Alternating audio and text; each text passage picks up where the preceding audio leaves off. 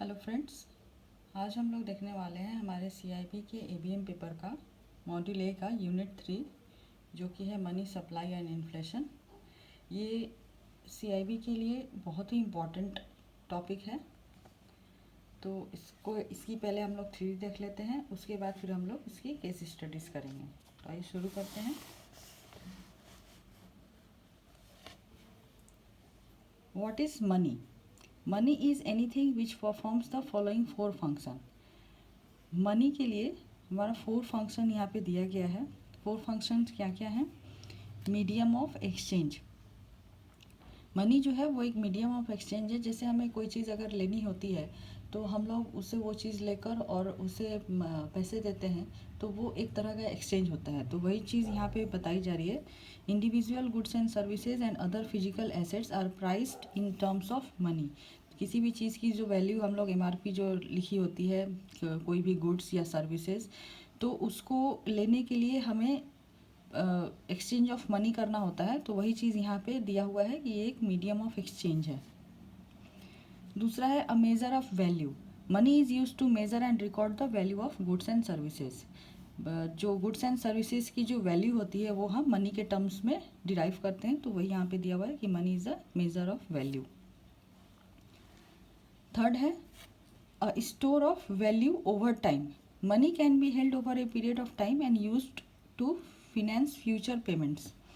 जैसे मनी को अगर हमें फ्यूचर में कोई किसी चीज़ की पेमेंट करनी हो तो उसके लिए भी हम इसको होल्ड करके रख सकते हैं। वही वहाँ पे कह रहा है कि money can be hold over a period of time and use to finance future payments. के किसी पेमेंट्स के लिए हम मनी को होल्ड करके रख सकते हैं और फिर बाद में उसकी पेमेंट कर सकते हैं। नेक्स्ट है standard deferred payment. Standard deferred payment क्या है? Money is use as an agreed measure of future receipt and payments in contracts. Money जो है वो एक एग्रीड मेजर्स के रूप में भी हम लोग यूज़ कर सकते हैं फ्यूचर के किसी भी रिसीट या पेमेंट्स के लिए या कॉन्ट्रैक्ट्स में। ठीक है।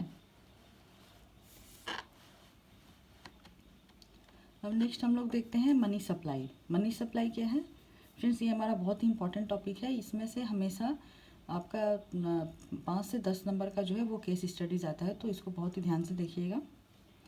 Money supply refers to the stock of money in circulation in the economy at a given point of time. Money supply जो है वो स्टॉक ऑफ मनी जो कि इकोनॉमी में सर्कुलेट हो रहा है एक गिवन पॉइंट ऑफ टाइम पे, तो उसको हम लोग मनी सप्लाई कहते हैं। This is partly exogenous decided by the government and the central bank and partly endogenous. ये एक्सोजीनस भी है, इसमें कुछ डिसीजंस जो हैं वो गवर्नमेंट और सेंट्रल बैंक से लिए जाते हैं। फ्रेंड्स, हमारा सेंट्रल बैंक जो है वो आरबीआई है। एंड पार्टली इंडोजीनस, और कुछ इसमें जो होता है वो इंडोजीनस होता है। अब measures of money supply. Money supply को हम लोग मेजर कैसे करते हैं? The 4 most common measure of money supply which are used in India are as follows. हमारे इंडिया में जो मनी सप्लाई के लिए 4 मोस्ट कॉमन मेजर्स जो हैं जो इस्तेमाल किए जाते हैं वो ये हैं। यहाँ पे हम मनी सप्लाई को 4 टाइप में डिवाइड किया गया है, M1, M2, M3 and M4। Friends, इसमें जो M1 है, M1 को हम लोग नैरो मनी कहते हैं, और जो M3 है, M3 को हम लोग ब्रॉड मनी कहते हैं। यहाँ पे M0 नहीं दिया गया फ्रेंड्स, इसलिए मैंने इसको अलग से लिख दिया है। M0 का जो फॉर्मूला है वो currency with public plus other deposit with RBI. M1 जो है उसकी डिफिनीशन है currency with the public plus demand deposit with the banking system plus other deposits with the RBI. M1 को निकालने के लिए हम लोग currency with the public, demand deposit with the banking system plus other deposit with the RBI. तो friends, यहाँ पे देखिए दिया हुआ है करेंसी विद द पब्लिक क्या है। करेंसी विद द पब्लिक जो है वो currency in circulation less cash held by banks. मतलब बाहर जितनी करेंसी सर्कुलेट हो रही है उसमें से हम लोग जो बैंकों के पास जो कैश है उसको माइनस करेंगे तो वो करेंसी इन सर्कुलेशन हमारी आएगी, sorry currency with the public हो आएगी। सेकेंड है, हाँ एक और चीज़ है यहाँ पे फ्रेंड्स, डिमांड डिपॉजिट जो यहाँ पे दिया हुआ है। डिमांड डिपॉजिट में देखिए क्या क्या आती है। Demand deposits include all liabilities which are payable on demand and they include current deposit, demand liabilities portion of saving bank deposit, margins held against letter of credit और bank guarantee, balances in overdue fixed deposits, cash certificates and cumulative recurring deposit etc. तो demand deposit में हमारे friends, demand deposit वो deposit होता है जो कि public हमसे कभी भी डिमांड कर सकती है। इसमें मेनली क्या क्या आते हैं, इसमें आपका करंट डिपॉजिट आएगा, demand liabilities portion of saving bank deposit. Saving bank deposit का पूरा पोर्शन इसमें हम लोग नहीं लेते हैं फ्रेंड्स। सेविंग बैंक्स का जो डिमांड लाइबिलिटी पोर्शन है हम लोग उसी को लेते हैं। तो सेविंग बैंक का जो डिमांड लाइबिलिटी पोर्शन होता है वो 15% होता है, ठीक है। तो 15% ऑफ सेविंग बैंक डिपॉजिट हम लोग यहाँ लेते हैं। कभी कभी IABF क्या करती है कि क्वेश्चंस को बहुत ही वो डीपली पूछती है। जैसे कभी तो ये आपको डायरेक्ट दे दिया रहेगा कि demand deposit with the banking system आपका सो एंड सो करोड़ या मिलियन जो भी है, लेकिन कुछ कभी कभी वो करंट अकाउंट और सेविंग्स अकाउंट को बाइफरकेट करके देता है। तो वहाँ पे हमें करंट अकाउंट का 100% पोर्शन और सेविंग्स बैंक अकाउंट का 15% पोर्शन लेना होगा। फिर यहाँ पे है margin held against letter of credit, जो हमें LC-BG जो हम लोग देते हैं उसके अगेंस्ट में हम लोग जो मार्जिन लेते हैं वो मार्जिन को भी हम लोग डिमांड डिपॉजिट में ऐड करेंगे। बैलेंसेस इन ओवरड्यू फिक्स डिपॉजिट, जैसे जो फिक्स डिपॉजिट है वो मैच्योर हो गई है और ओवरड्यू हो गई है तो और उसकी डिमांड अभी तक कस्टमर ने नहीं की है, तो वो तो कभी ना कभी तो कस्टमर उसको डिमांड करेगा। इसीलिए ओवरड्यू फिक्स डिपॉजिट की जो बैलेंस होती है उसको भी हम लोग डिमांड डिपॉजिट में लेते हैं। नेक्स्ट है cash certificates and RD deposits. Cash certificate जो है वो भी कस्टमर कभी भी डिमांड कर सकता है। रिकरिंग डिपॉजिट को भी फ्रेंड्स हम लोग डिमांड डिपॉजिट में यहाँ पे लेंगे, ठीक है। अब नेक्स्ट है हमारा M2। M2 में हम M1 को लेंगे फ्रेंड्स। यहाँ जो M1 हमने नैरो मनी निकाला था M1 plus saving deposit of post office saving banks. अब पोस्ट ऑफिस का जो सेविंग्स डिपॉजिट होगा, बैंकों का नहीं, पोस्ट ऑफिस का सेविंग डिपॉजिट हम लोग M2 में लेते हैं। M1 में हम लोग बैंकों का ले रहे थे, M2 में हम लोग पोस्ट ऑफिस का ले रहे हैं। अभी वैसे ही M3 है, M3 में भी हम M1 को लेंगे, M1 plus time deposit with the banking system. यहाँ पे M1 में हमने बैंकों का डिपॉजिट डिमांड डिपॉजिट लिया था, M3 में हम लोग बैंकों का टर्म डिपॉजिट लेंगे। अभी फ्रेंड्स टाइम डिपॉजिट का यहाँ पे थोड़ा डिटेल्स में दिया हुआ है। टाइम डिपॉजिट में हम लोग क्या क्या इंक्लूड करेंगे। Time deposits are those which are payable otherwise than on demand and they include fix deposit, cash certificates, cumulative and recurring deposit, time liabilities portion of savings bank deposit. Friends यहाँ पे देखिए time deposit में payable otherwise than on demand, otherwise than on demand मतलब जो demand में है वो तो डिमांड लाइबिलिटीज़ में जाएगी, अदर देन डिमांड लाइबिलिटीज़ जो है वो टाइम डिपॉजिट में आएगी। इसमें हमारा fix deposit, cash certificate, cumulative and recurring deposits आएंगे। एंड ये फ्रेंड्स देखिए यहाँ पे दिया हुआ है time liabilities portion of saving bank deposit. वहाँ पे सेविंग बैंक डिपॉजिट का कितना पोर्शन था, 15% था। तो रेस्ट ऑफ द पोर्शन जो है वो हम लोग यहाँ पे लेंगे, ठीक है।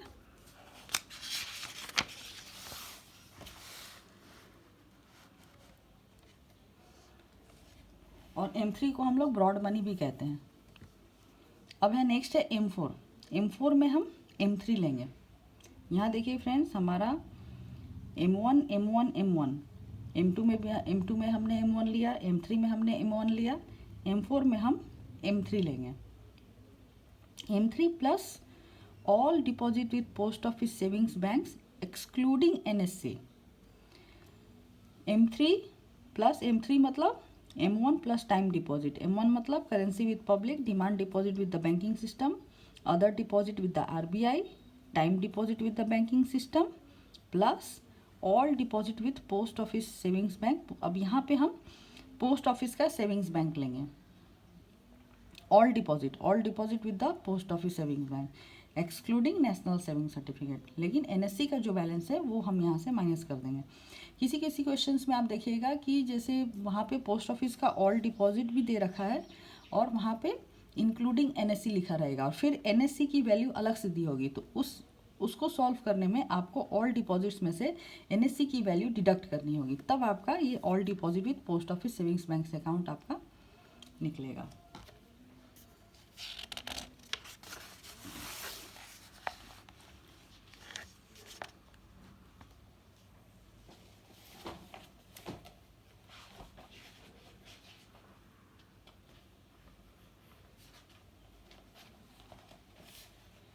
फ्रेंड्स यहाँ एक चीज़ और देख लीजिए, एक हमारा होता है मनी मल्टीप्लायर।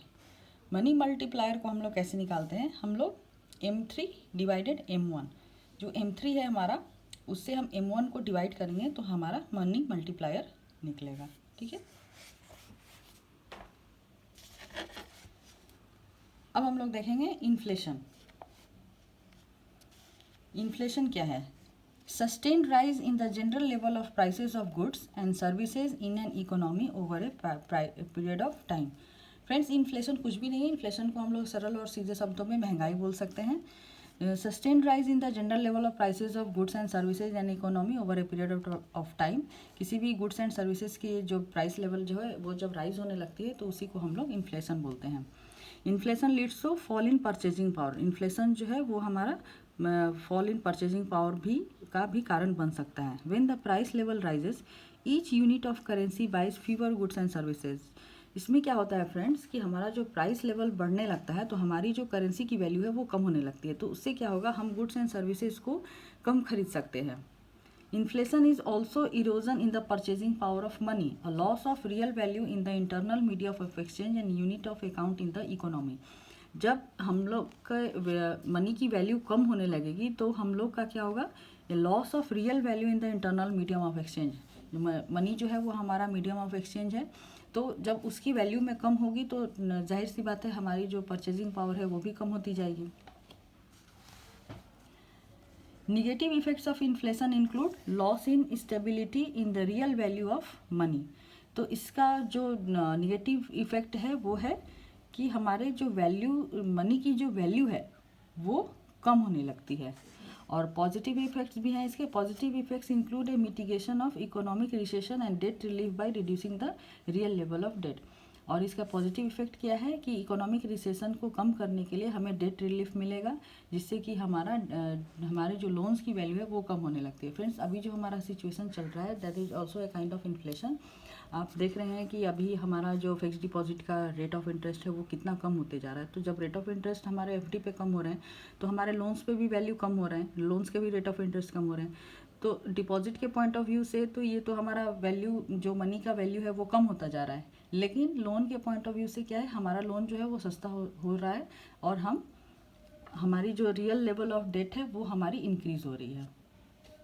तो इन्फ्लेशन के फ़ायदे भी हैं, इन्फ्लेशन के नुकसान भी हैं।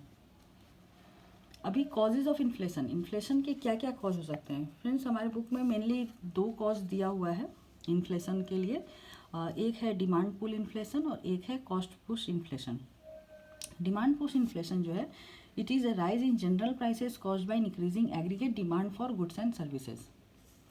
जब गुड्स एंड सर्विसेज की डिमांड बढ़ेगी तो उसकी वजह से जो उसके प्राइसेस में इंक्रीज आएगी उसको हम लोग डिमांड पुल इन्फ्लेशन कहते हैं। अभी हमने इन्फ्लेशन में देखा ना फ्रेंड्स कि यहाँ पे जो गुड्स एंड सर्विसेज की प्राइसेस हैं वो बढ़ने लगती हैं।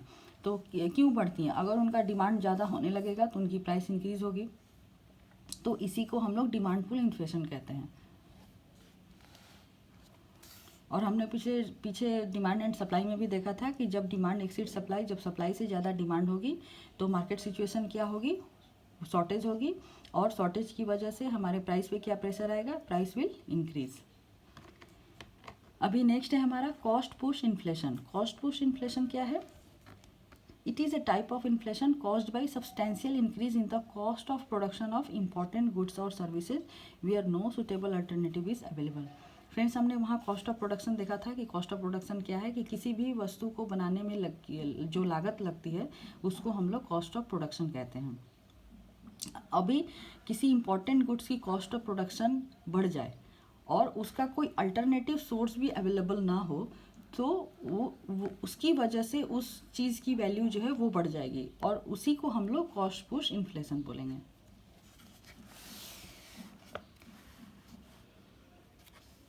अभी नेक्स्ट है हमारा मेजर ऑफ इन्फ्लेशन। इन्फ्लेशन को हम लोग कैसे मेजर कर सकते हैं? Inflation denotes A rise in the general level of prices. The general price level is measured by a price index. Friends इसमें जो है हम लोग इन्फ्लेशन को मेज़र करने के लिए प्राइस इंडेक्स को हम लोग लेते हैं। When newspaper tells us inflation is rising, they are in fact reporting the movement of a price index. A price index is a weighted average of the prices of a selected basket of goods and services relative to their prices in some designated base year.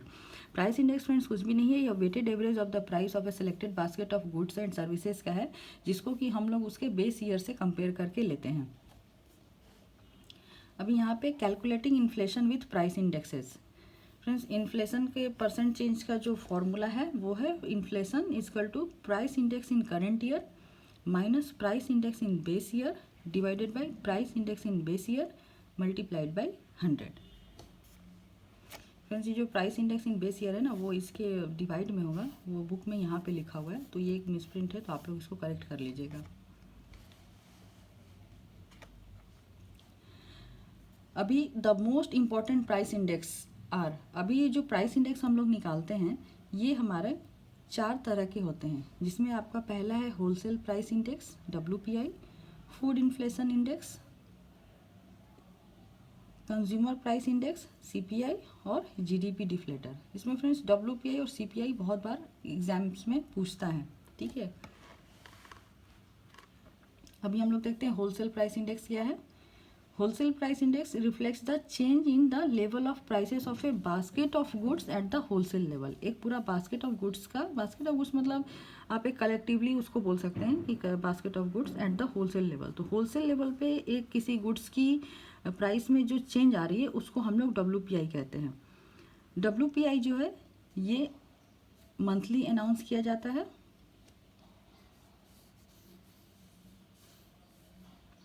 In India WPI is the official inflation index used for policy decision. ये official inflation index है जिसको कि हम लोग India में use करते हैं official policy decisions के लिए.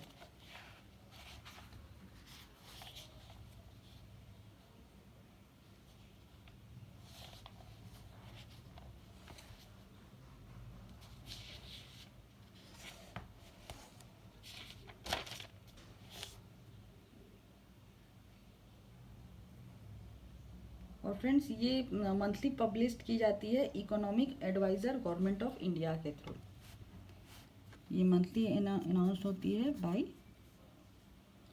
Economic adviser government of India.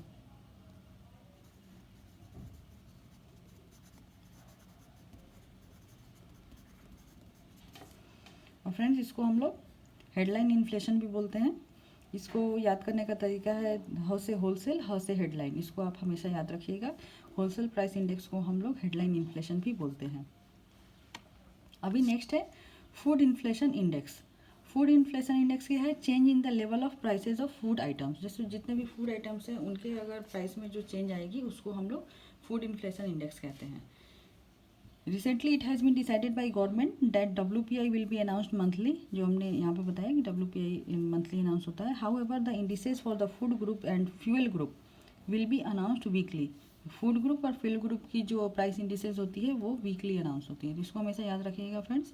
जो WPI है वो मंथली अनाउंस होता है और जो फूड इन्फ्लेशन इंडेक्स है वो वीकली अनाउंस होता है. नेक्स्ट है हमारा कंज्यूमर प्राइस इंडेक्स.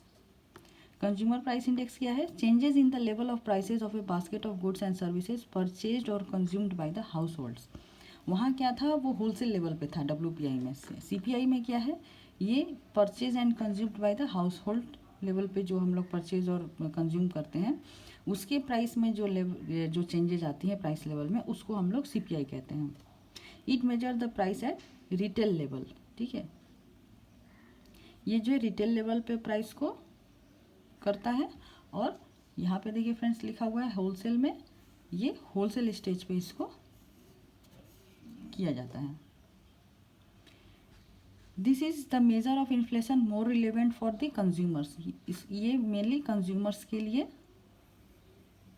मेजर किया जाता है. It is the cost of living index popularly known as core inflation. इसे हम लोग क्या कहते हैं फ्रेंड्स, कोर इन्फ्लेशन कहते हैं. तो इसको भी याद करने का एक तरीका है, C से कंज्यूमर, C से कोर. होलसेल में क्या था, ह से होलसेल, ह से headline. We have 4 different indexes number of consumer prices. तो अभी जो हमारे कंज्यूमर प्राइस इंडेक्स जो हैं वो 4 तरह के होते हैं। कौन कौन से हैं वो?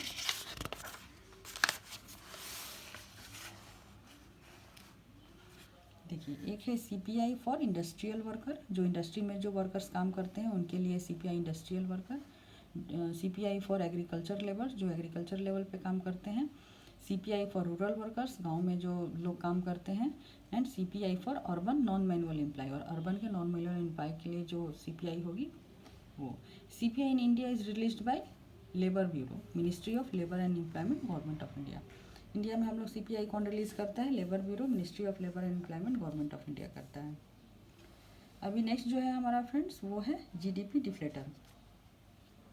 GDP deflator is a measure of the level of prices of all new domestically produced final goods and services in an economy. GDP deflator में हम लोग क्या क्या लेते हैं? जितने भी नए प्राइसेस हैं और डोमेस्टिकली प्रोड्यूस्ड और फाइनल गुड्स और सर्विसेज एक इकोनॉमी में जो है उसके हम लोग जिस लेवल पे प्राइस को मेज़र करते हैं वो जीडीपी डिफ्लेटर को कहते हैं। GDP deflator is not based on a fixed basket of goods and services. GDP deflator जो है वो एक फिक्स्ड बास्केट पे डिपेंड नहीं कर सकता है। The basket is allowed to change with people's consumption and investment pattern. ये बास्केट जो है लोग जिस अमाउंट में कंजम्स कर रहे हैं, जिस अमाउंट में वो इन्वेस्ट कर रहे हैं, उसके पैटर्न के ऊपर इसको हम लोग निकालते हैं। Specifically for GDP the basket in each year is the set of all goods that were produced domestically weighted by the market value of the total consumption of each good। तो specifically GDP में हम लोग जो basket लेते हैं वो प्रत्येक वर्ष की ऑल सेट ऑफ गुड्स जो है और जो कि डोमेस्टिकली प्रोड्यूस्ड हुई है और मार्केट में जितने वैल्यू में वो सेल की गई है उसके टोटल कंजप्शन के हिसाब से प्रत्येक गुड्स की हम लोग देखते हैं, उसी को हम लोग जीडीपी डिफ्लेटर में इस्तेमाल करते हैं। Therefore, new expenditure pattern are allowed to show up in the deflator as people respond to changing prices। तो इसीलिए जो हमारा न्यू एक्सपेंडिचर पैटर्न्स जो है वो हम लोग इसी डिफ्लेटर के अकॉर्डिंग देखते हैं, जो कि हमारा प्राइस को चेंज करने में हेल्प करता है। फ्रेंड्स, जीडीपी डिफ्लेटर का जो फॉर्मूला होता है वो यहाँ पे दिया नहीं हुआ है, मैं आपको बता दे रही हूँ।